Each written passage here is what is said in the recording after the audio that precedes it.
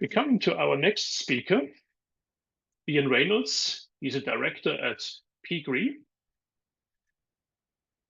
Iain Reynolds has been with PGRE since 2016, where he is responsible for both catastrophe modeling and third-party capital at PGRE in Hong Kong.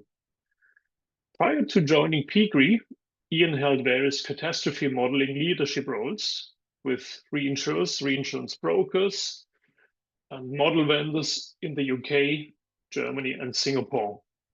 As you can see from his biography, Iain has seen the broker's perspective, he has seen the reinsurer's perspective, he has seen the same topic from the CAT model vendor's perspective. At various stages of his career, Iain has also worked with and also had actuaries reporting to him, so he knows our profession well. And he therefore knows how to make his next presentation interesting for actuaries. One fun fact you probably didn't know, Iain got into the insurance industry by accident while selling Harley-Davidson motorcycles. I bet most people in this room didn't know this fun fact yet.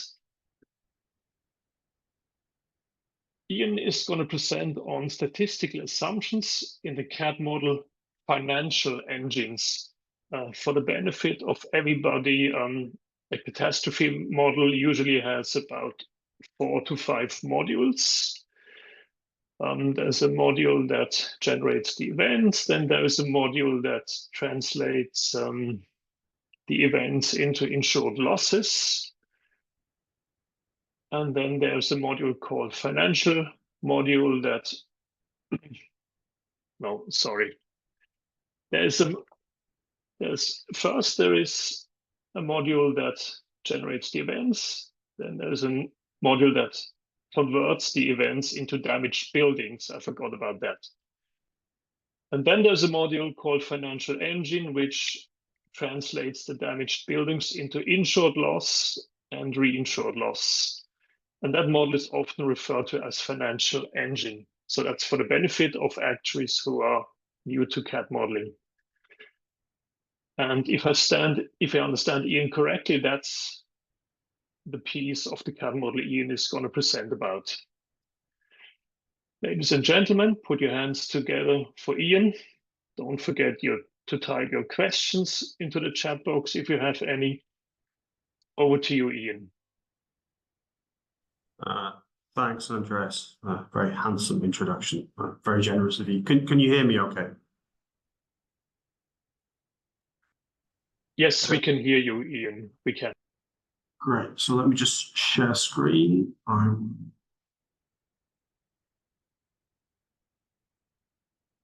Hopefully you can see my title slide.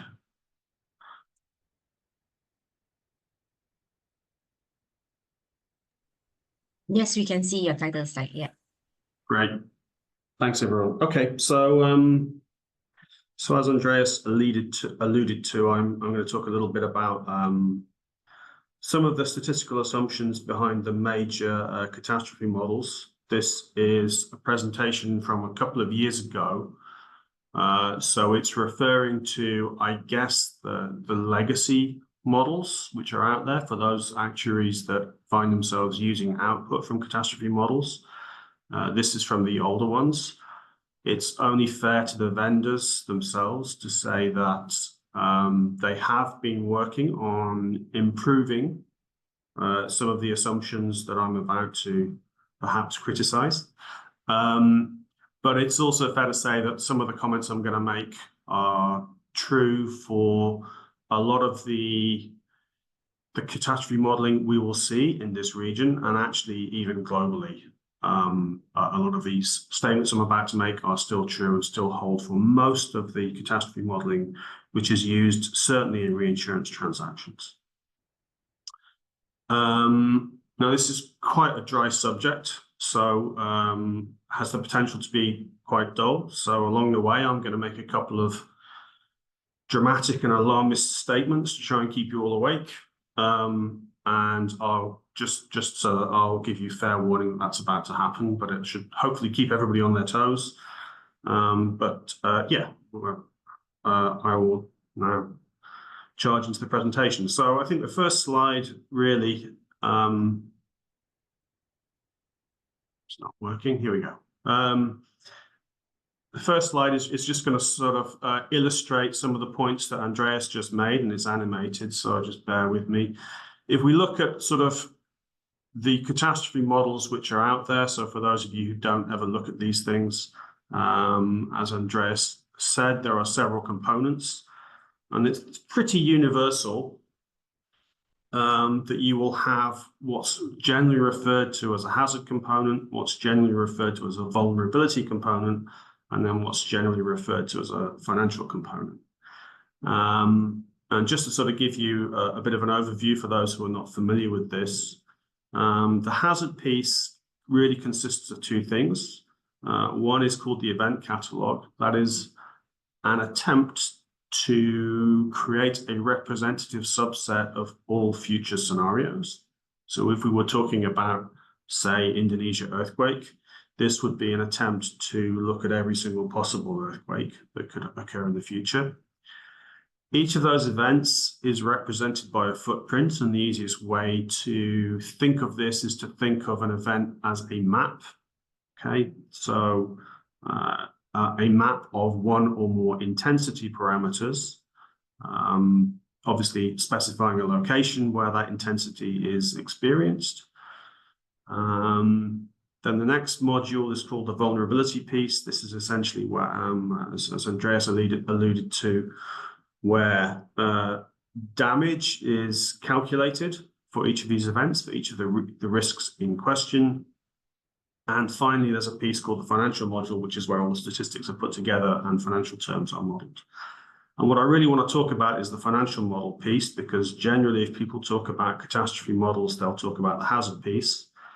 They very rarely talk about the vulnerability piece and almost never about the financial piece. And what I want to talk about is the financial piece and its interaction with the vulnerability piece. And just for the sake of completeness, you also have some data which you put into catastrophe models. And essentially, the data which goes into a catastrophe model tells you about the risks which you're looking at. And that's generally where they are, what the risks are, and how they're insured. And that neatly ties with each of the components of the model. So you want to know where your risks are so that you know what kind of events will affect them. You want to know what the risks are so you can better estimate what sort of damage is likely to be expected. And you'd like to know how they're insured so you can look at what the financial consequences are. And as I said, this sort of intersection of the financial consequences and the vulnerability piece is what I want to look at. So, first, some statistics. So if we look at particularly earthquakes in the past, and really where all parts of the world, what we see is an awful lot of damage. This is why we need catastrophe models. The events are rare and the severities can be extreme. So if we take the 1755 Lisbon earthquake, which caused a tsunami and a fire in the city, historical records show that 85% of the buildings in Lisbon were destroyed. More recently, if we look at Mexico City earthquake, 412 buildings were destroyed. A bit closer to home in this region, in 1999, there's the Chichi earthquake in Taiwan, and 44,000 houses were destroyed. In the 1999 Izmit earthquake in Turkey, 120,000 buildings were destroyed. And more recently in Turkey, the 2011 Van earthquake, more than a quarter of the buildings along one of the main thoroughfares were destroyed. So there's a lot of destruction, and there are a lot of severe losses to any insured exposure. And the reason I'm talking about all of these different earthquakes is because we're looking at North America, we're looking at Europe, and we're looking at Asia. So here's my first alarming statement about what goes on in the CAT models. So despite all of this destruction that we see in these events, when we model them in catastrophe models, CAT models do not include total losses to any one risk. Okay, to sort of qualify that slightly, this is in the curve, which we'll talk about going forward. But essentially, for any one risk which you model in a catastrophe model, at no point is a total loss considered. There are exceptions, but very, very generally, when you're looking at the results from catastrophe models, no one has thought about total loss to any one risk, despite some of those alarming statistics I just presented to you. So, why is this? Well, this is when we sort of pop back to the vulnerability piece of the architecture of catastrophe models. The vulnerability really is a single parameter distribution. Okay, so everything which could possibly be the consequence of any catastrophe event to any one property is condensed into one parameter, and that's called the mean damage ratio. And that is the ratio of expected loss to insurable value. So in other words, to calculate a loss, you apply this expected damage ratio or mean damage ratio to the insurable value, and that gives you a loss number. Now, the models may give you some variance around that expected value. In fact, most of them do. But essentially, I'll come to prove this point, but essentially it's a single parameter relationship that we're talking about, despite all of the possible consequences of a catastrophic event. So where does the single sort of damage ratio come from? It comes, it's a function of many, many things, principally the hazard intensity. Now, by hazard intensity, I mean ground motion for an earthquake, or wind speed for a windstorm, or water depth for a flood.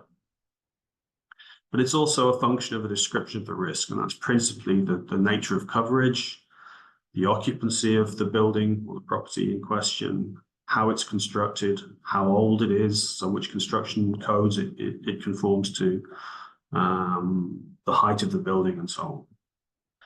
But I think the key takeaway here is that this is a single parameter which is applied from which we calculate damage.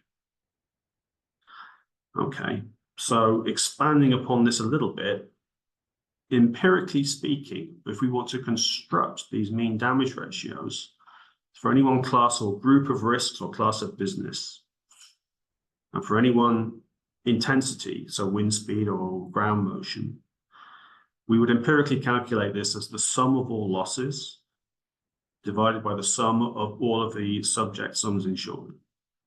That would give us our mean, so the expected piece of the damage ratio. Now, thinking about this a little more deeply, we can sort of put this as a conditional formulation, as a product of two things, maybe a Bayesian formulation if you prefer.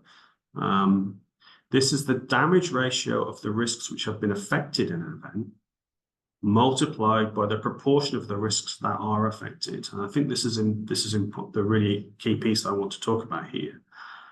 So expressing this as a formula, the sum of losses over the sum of the affected sum insured, multiply the sum of the affected insured over the total sum insured. And there's an unaffected sum insured here, okay?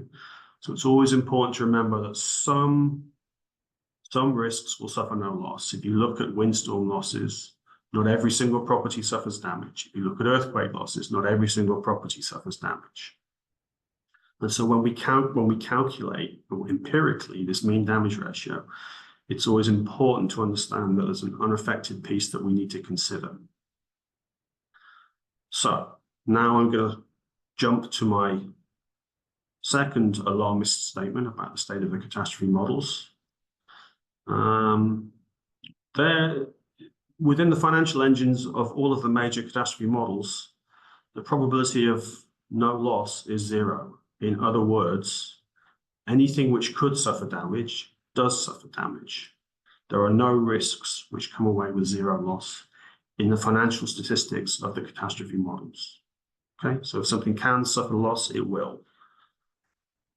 So what does that mean in practice? Well, here's an interesting picture, well, quite a tragic picture, but a picture from the consequences of an earthquake in Turkey.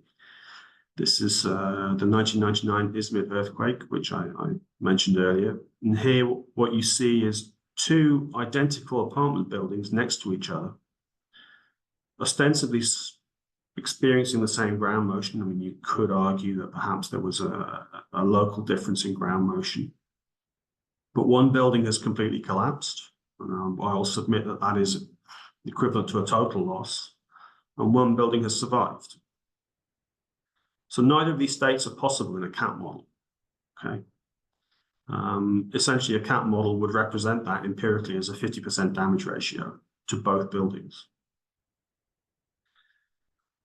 So why is that? Well, one of the reasons is that we condense everything into a single parameter. And one of the consequences of condensing things into a single parameter is that we don't differentiate between these two states. So in my final kind of alarmist statement about what goes on in CAT models, I'd like to say that essentially what we're saying in a CAT model is that 10% probability of 100% loss is the same as 100% probability of 10% loss. In other words, if we think one building in 10 will collapse, the model doesn't really differentiate between that and saying that every single building will have 10% damage. Well, that's slightly alarmist, but fundamentally, intellectually, there's not much differentiation between those two states in the models. Okay. So why is this? First and foremost, it's because the architecture of the catastrophe model is universal. And for every single use case, we use the same financial mathematics and the same financial engine. So the same financial engine is used to describe all perils, be it earthquake, be it wind, be it flood. Okay, so whether it's a high severity, smaller extent event or an event with a large footprint and a lower severity like a windstorm, we're essentially using the same mathematical assumptions. The same financial engine is used for all geographies. So the same thing is used in the US for quake as it is used for China for typhoon. The same mathematics are applied to all levels of data resolution, whether I'm looking at an aggregate or a single risk. And essentially, all types of exposure, and I think this is a point I'd really like to emphasize, is that we can look at homogeneous type risks, so homeowners type business, or we can look at very heterogeneous risks, such as commercial or industrial risks. And the CAT model doesn't make a lot of differentiation in the mathematics of how it approaches them, even though these are very, very different and will look very different in the loss scenario. And the reason for this is that the architecture is a compromise. It has to be appropriate for all use cases.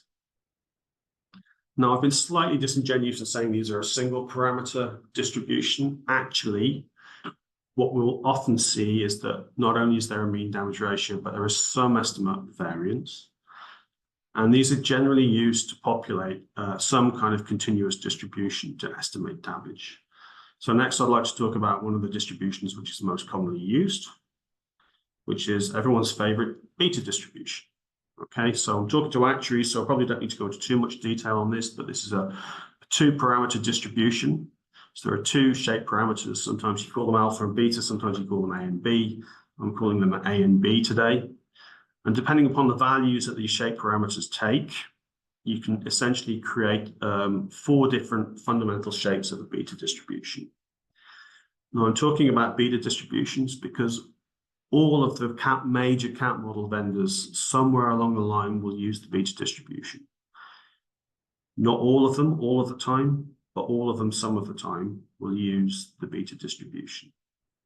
And this is used to describe the severity of loss to a single risk. So for a single event, a single risk, we describe some variance in the severity which can result. Okay, and what I'm showing is for a 20% damage ratio, how the different shapes this can take. Okay, so for both shape parameters greater than 1, we have this kind of standard looking distribution. For the the A parameter being less than 1, the B parameter being greater than 1, we have sort of an L shape. For the A parameter greater than 1 and the B parameter less than 1, we have kind of an inverse L shape, and then there's a U shape if both shape parameters are less than 1. So why am I talking about this? Well, because we essentially calculate these shape parameters from the mean damage ratio and from the standard deviation, which drops out of the vulnerability curves that we are using. And usually this is expressed as a coefficient of variation as a function of the mean damage ratio. I'm going to talk a little bit more about beta distributions first and the circumstances under which they take these 4 shapes. And the easiest way to do this is to come up with a plot of coefficient of variation against mean damage ratio. This is a slightly obscure way of looking at things. Hopefully it'll become clear to you why I'm doing this. But essentially there are 5 regions. You can do a little bit of arithmetic and just calculate where these regions sit. But if you look at the various shapes that beta distributions can take, they fit on various points on this plot of coefficient of variation against mean damage ratio, based upon how the shape parameters are derived from the ratio of COV and mean damage ratio.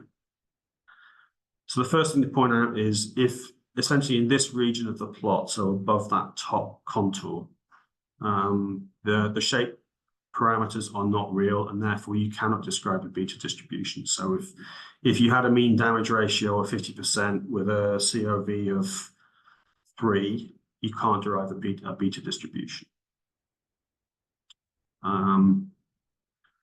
This part of the distribution, so where coefficient of variation is less than 1,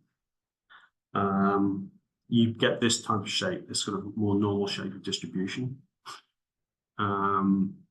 In this region, so where COV is sort of between 1 and 10 and then heading towards 50% mean damage ratio, this sort of contour area of the plot, that's where you get the L-shaped distribution. This piece between the AB not real area and the L shape is where you get U-shaped distributions. And finally, this part of the plot where you have mean damage ratios only above 50%, you can get this inverse L shape. Now, going back to what I talked about in saying that it's not possible to get a zero loss and it's not possible to get a total loss, that's strictly speaking true, but it's also true that they do kind of approximate this with these beta distribution assumptions. So in our L-shaped plot, we see that they're approximating a zero loss. The actual point weight at 0 is 0, but it looks like they're approximating a zero loss. With the U-shaped, it looks like they're approximating a total loss and a zero loss. And with the reverse L shape, they're sort of approximating a total loss. Now, the reason this is a bit messy, and I appreciate we're getting a bit obscure here, the reason why I'm plotting this is because I want to show you what actually drops out of the CAT models. So if we zoom in, and again, this is quite a complex slide, but if we zoom in to this plot and look at what real damage ratios and real COVs look like in the catastrophe models, we see this. Okay. So what I'm showing here are for 2 different vendors, which are using beta distributions in 3 different regions. So Indonesia, ID, Greece, GR, and California, US, using their earthquake models. What we see is that all of the mean damage ratio COV relationships, the exception of 1 point, sit in this space where we get an L-shaped distribution. Okay, so they're approximating zero loss, but they're not, at no point are they approximating total loss. If we go back to the statistics I initially mentioned, we see lots of destroyed buildings in earthquakes. They're not even approximating this in their financial engines. Okay, so this is where the models are. It's only fair to say what we think the models should be doing. Okay, my proposal would be, and to be fair to the vendors, they are moving in this direction, would be that you possibly need a 6-parameter distribution, certainly 5 or 6 parameters. You need a point weight at 0. Okay, there are always some risks which don't have any loss. You need a point weight at 100% loss ratio, because you always have, well, not always, but there is always a possibility in severe events to get a total loss, complete destruction. I would submit that there's also a point at which nobody makes a claim. That's generally a function of the deductible, but that's a parameter that needs to be considered. There is similarly a point at which the insurance company will write off a building, which may not be total destruction, but essentially there's nothing left which can be repaired. And somewhere in between, you have an expected value and some kind of distribution around that. And I think I'm representing that as a histogram here, but I think that's what should happen. So how sensitive are the results that we generate to this kind of assumption? Well, I ran a little thought experiment. So this is a completely fictitious portfolio.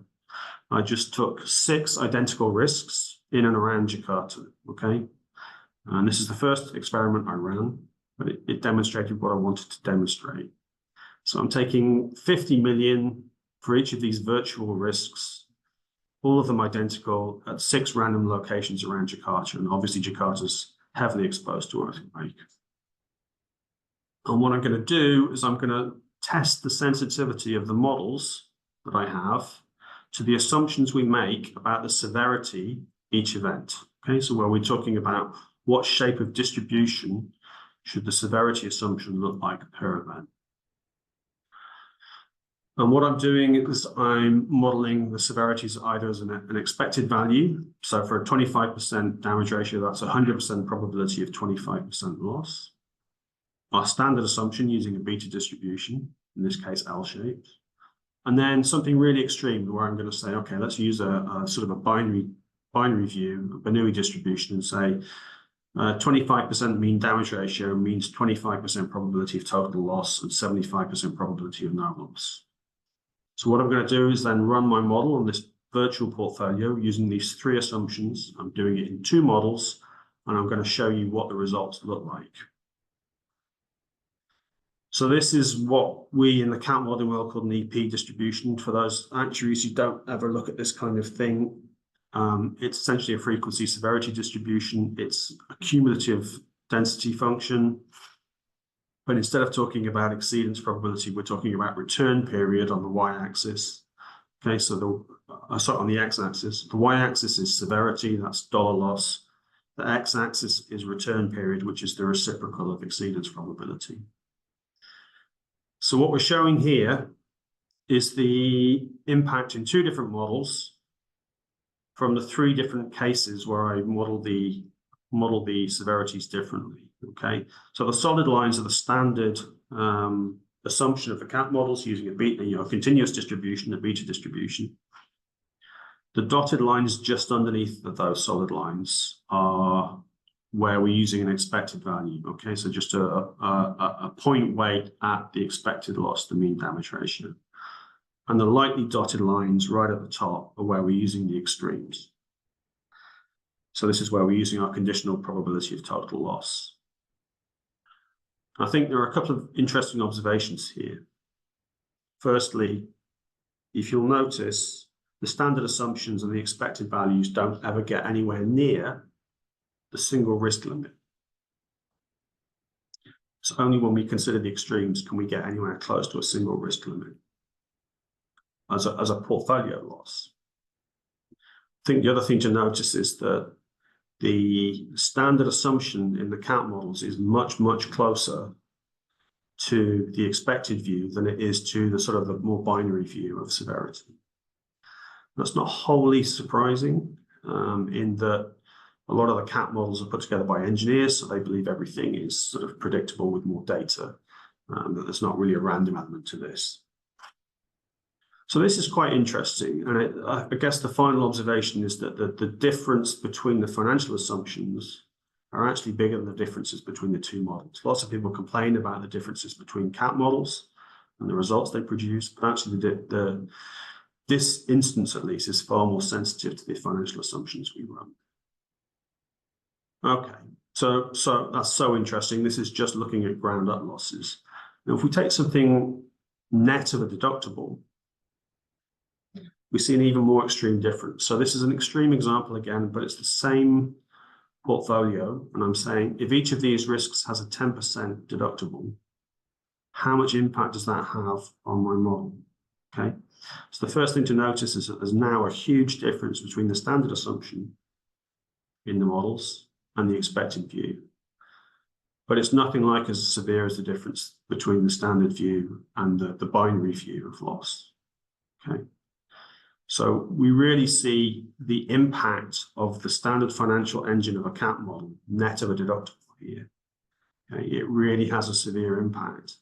And the fact that we're assuming that losses are much more in line with expectation rather than random and binary really has a massive impact in the losses which the model produces. So going into that a little further, if we take our single risk limit, which, you know, for the gross distribution is 50 million, and for the ground up distribution would be 50 million. For the gross distribution would be 45 million net of the deductible. And we look at this in the two models.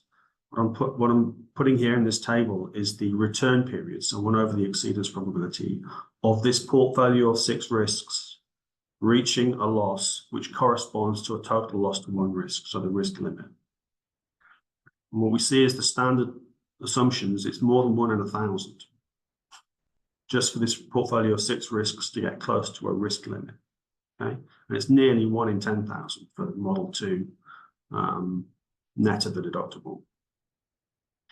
If we look at the expected view, so where we're just modeling an expected value of loss, net of the deductible, the portfolio doesn't get anywhere close to a single risk limit.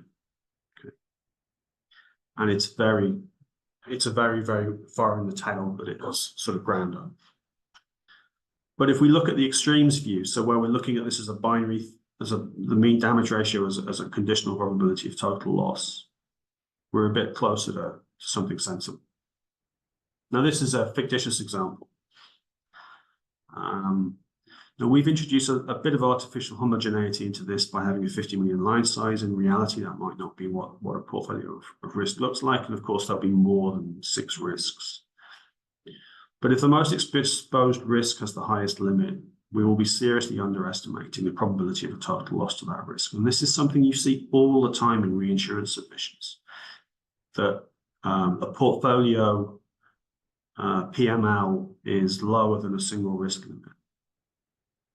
So this is something that we have to be pretty careful of when we're looking at catastrophe modeling submissions. Okay, been talking for quite a while, so I'll try to speed up a bit. Why is this?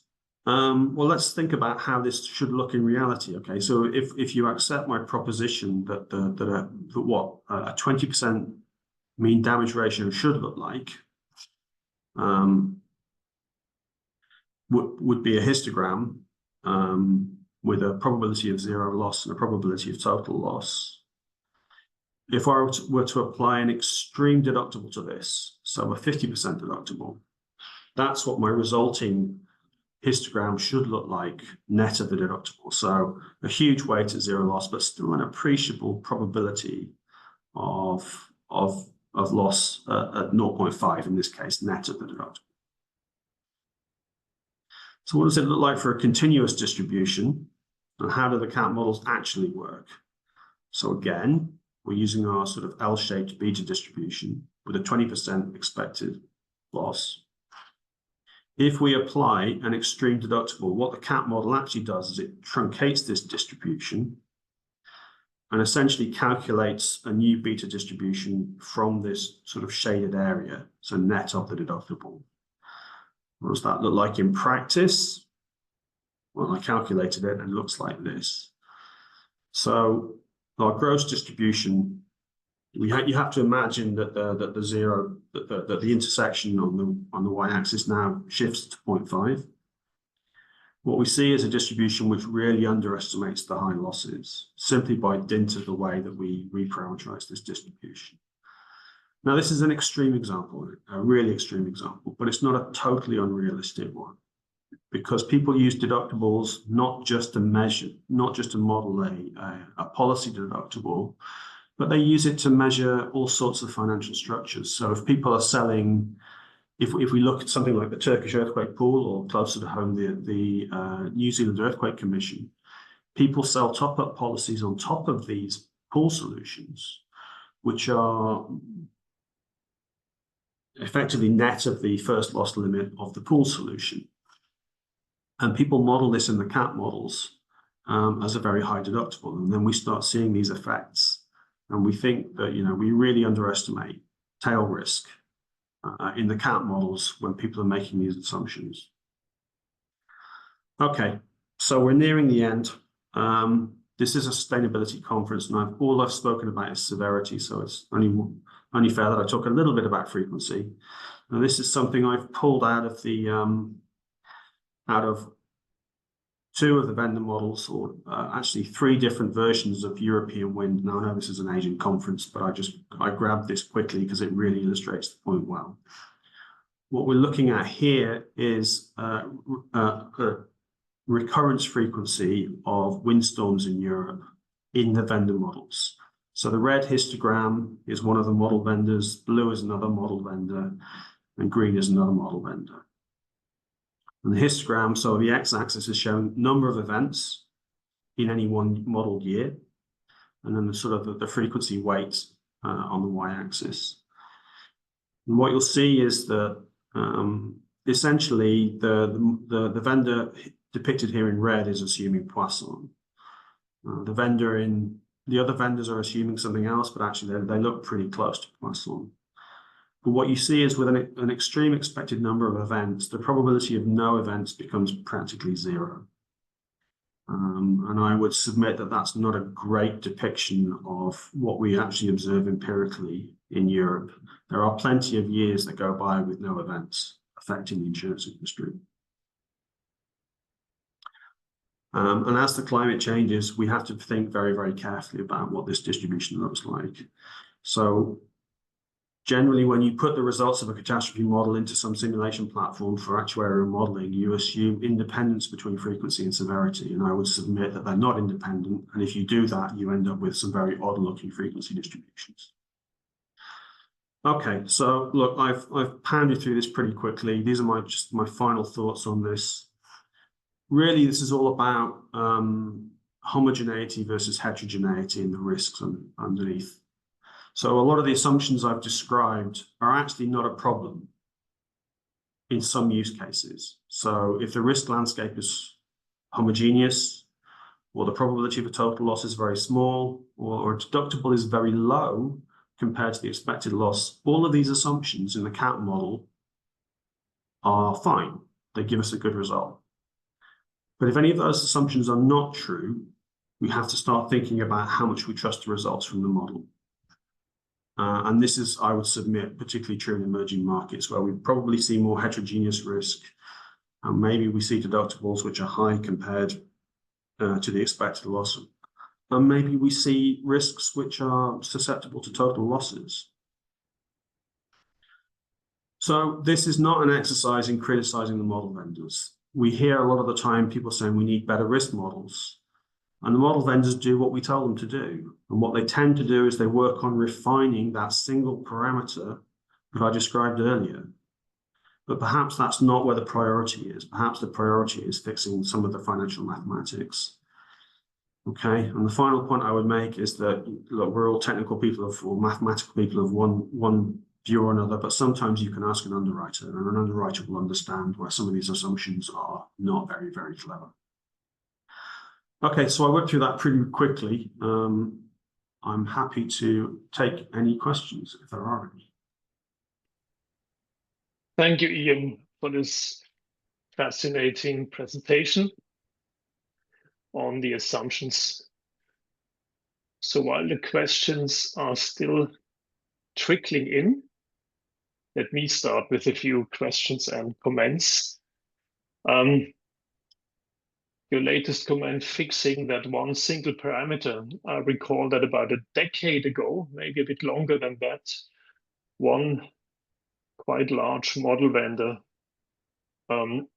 moved for European windstorms. They moved away from Poisson frequency to a block bootstrap, because a block bootstrap approach better represents the pattern in which European windstorms typically occur. They occur in clusters within a 6-week window, starting a week before Christmas for the next 6 weeks. And so Poisson had been used before that, and about a decade ago, or a bit longer than that, that particular vendor started to move away from Poisson, shifting to block bootstrap, which made the model more realistic. Back to earthquake. It's fascinating how you can shake 10 different buildings, 10 totally identical buildings in the same way, and each building will respond differently. And Iain has given us an impressive example of 2 identical buildings. One had a total loss and one was loss-free. And both buildings had been shaken in exactly the same way. That's fascinating. My first question to you, Iain, what about a so-called constructive total loss? Let's say if, for example, only 40% of the sum insured has been destroyed, but it's considered a total loss because it would be more expensive to repair than to destroy and rebuild a building. Is that also one of the things where the models are currently missing out, a constructive total loss, or is that included in the parameters? Well, thanks, Andreas. I mean, that's a great question. I think that's just yet another parameter to add to the histogram that we would need to construct. I think empirically, there may be some consideration of this, and I think if you asked any of the vendors, they would say, well, it's there in the empirical information which we consider. I think it probably isn't, because the fact of the matter is, and this is not a criticism of the vendors, they are short of empirical information, and they build models to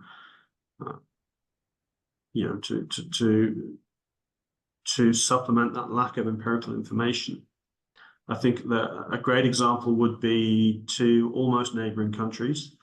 There's a very famous case in Israel where an earthquake affected a brand new hotel, and it cracked a few walls, and the whole hotel was pulled down rather than to repair it. Neighboring country is Turkey, where we have seen in the past that people will actually not get around to repairing a crack in the wall if it's not viewed as being an immediate threat. So there's a cultural element to what we see, and I think it would be optimistic to assume that that is well captured by the models. Right. By the way, for the audience's benefits, the CAD model vendors, they also need people who understand the buildings. They not only need people who understand the hazards. The model vendors also employ an entire army of civil engineers who know what happens to a building when you shake it, and who also work on these so-called vulnerability curves or damage curves, which translate ground motion or wind speeds or water depth into a damage ratio. So that's done by an entire army of civil engineers.